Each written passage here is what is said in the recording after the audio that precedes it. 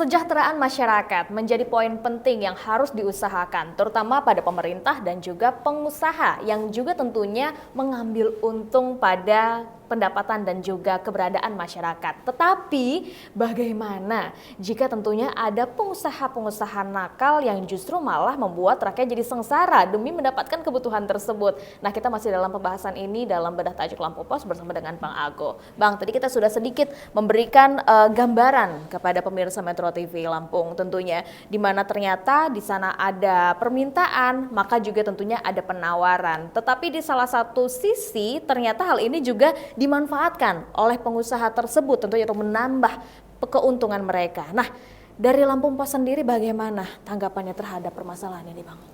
Iya, nah makanya disitulah dibutuhkan wasit ya, ibaratnya pertandingan sepak bola, ada pertarungan antar kedua tim ya, supaya pertarungan ini berjalan fair, berjalan adil ya kan, sehingga mencapai hasil yang maksimal apapun itu gitu kan, dibutuhkan seorang wasit. Nah begitu juga dengan KPPU, mereka ini bertindak sebagai wasit lah. Itu bisa pertarungan kepentingannya bisa antara pesaing usaha, antara pengusaha satu dengan yang lain, atau antara beberapa pengusaha kartel ya dengan konsumen, ya kan? Bisa juga pengusaha dengan pemerintah, pengusaha dengan perusahaan mitra banyak, gitu ya, terkait masalah penentuan harga, ya kan, pelanggaran kontrak, monopoli dan lain sebagainya. Dan ini sebenarnya kalau KPPU ini berjalan dengan efektif, sebenarnya yang diuntungkan nantinya ke depan adalah masyarakat. Contoh di tahun 2016 ya kan, itu sempat keluar itu keputusan KPPU ya, yang menghukum mendenda para provider di Indonesia yang diduga melakukan praktek kartel untuk harga SMS. Harus tegas ya? Ya, kemudian ada juga produsen motor Matic di Indonesia itu juga dihukum. Nah, yang paling anyar ini adalah soal dugaan kartel minyak goreng ya. Di Lampung itu ada dugaan kerugian tata niaga yang dilakukan oleh pengusaha besar ya untuk penetapan harga singkong yang itu merugikan para petani di bawahnya. Berapa waktu yang lalu KPPU juga sempat melakukan penyelidikan, pengumpulan data adanya dugaan kartel penetapan harga daging ya di pasar-pasar di Kota Bandar Lampung. Kenapa? Karena pedagang daging itu bersepakat bersama-sama menetapkan harga daging di harga sekian gitu. Dan itu sebenarnya tidak boleh. Gitu. Harus berdasarkan hukum permintaan, penawaran, kemudian mekanisme yang terjadi di pasar. Karena kalau pengusaha sudah bersepakat dan barang itu hanya mereka yang menyediakannya, mau nggak mau itu masyarakat pasti membeli. Gitu. Misalnya di Indonesia produsen motor Matic itu cuma 3, ya kan? Nah kalau idealnya yang sehat itu adalah 3 produsen motor Matic ini adalah berusaha memproduksi motor seefisien mungkin sehingga menghasilkan harga semurah mungkin. Sehingga masyarakat membeli produknya laku keras. Tapi kalau yang terjadi adalah kartel, ya, 3-3-nya bersepakat, yuk kita bermain di harga segini, ya kan, kita bisa untung banyak, gitu kan. Mau nggak mau masyarakat beli, kenapa? Karena tidak ada pilihan yang menyediakan produk itu ya 3 perusahaan itu. Yang terjadi akhirnya apa? Masyarakat dipaksa, dipush untuk membeli dengan harga yang jauh lebih tinggi. Nah inilah tugas KPPU, menjadi wasit dalam tata niaga segala aktivitas jasa produksi di Indonesia. Dan kita merasakan sekali dampaknya sekarang ya Bang Ago, banyak dari komoditas tersebut yang naik harganya, yang tentunya juga saling meninggikan harganya, tanpa tentunya melihat kondisi di masyarakat sendiri sekarang juga sedang sulit untuk menahan nafasnya tentunya. Kita untuk bertahan saja tentunya untuk dengan kebutuhan hidup kita, pangan kita juga masih juga sangat berusaha, apalagi tentunya untuk memenuhi kebutuhan lainnya. Sebenarnya saat pengusaha tersebut tentunya memikirkan kesejahteraan masyarakat, mereka juga bisa bersepakat untuk akhirnya mendapatkan keuntungan tapi tidak membuat rakyat juga kesulitan untuk mendapatkan komoditas ya Bang ya? Iya betul.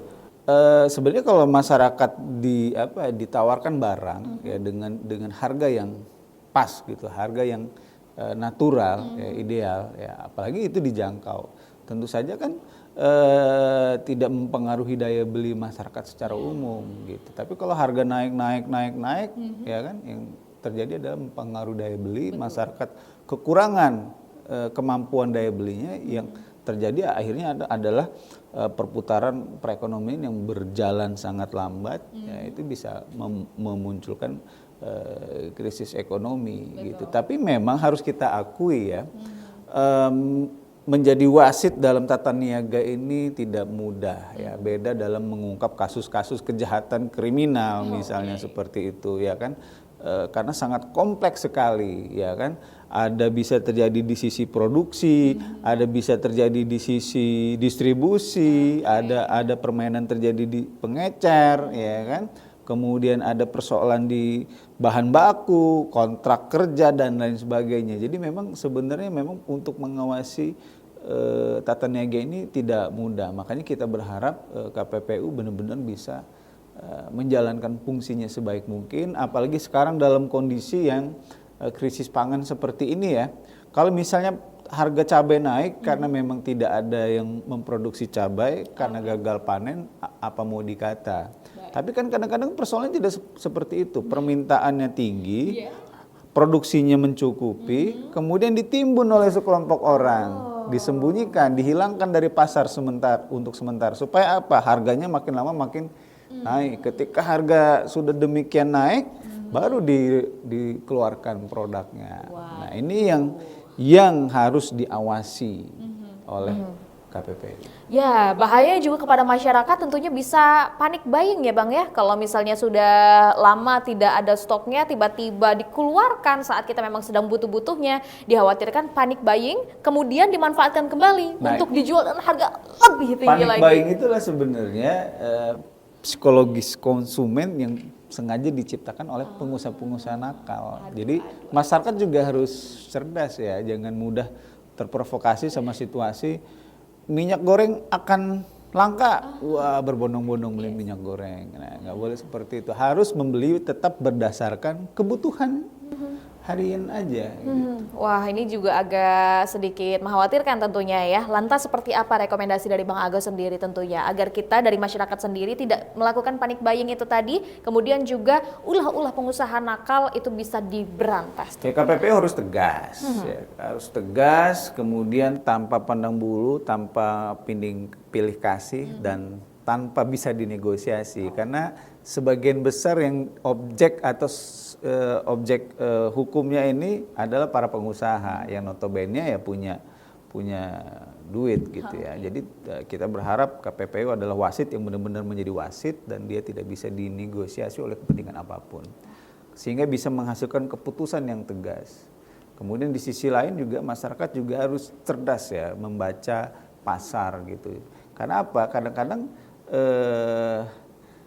masyarakat juga yang memberikan kesempatan. Jadi panik buying, memberi di luar batas kebutuhan. Sebenarnya efeknya ketika masyarakat membeli di luar kebutuhan, ya kan, itu barang itu tersedot habis ya, sulit untuk ditemui. Yang akhirnya adalah kalau barang susah ditemui, ya kan, maka harga akan naik.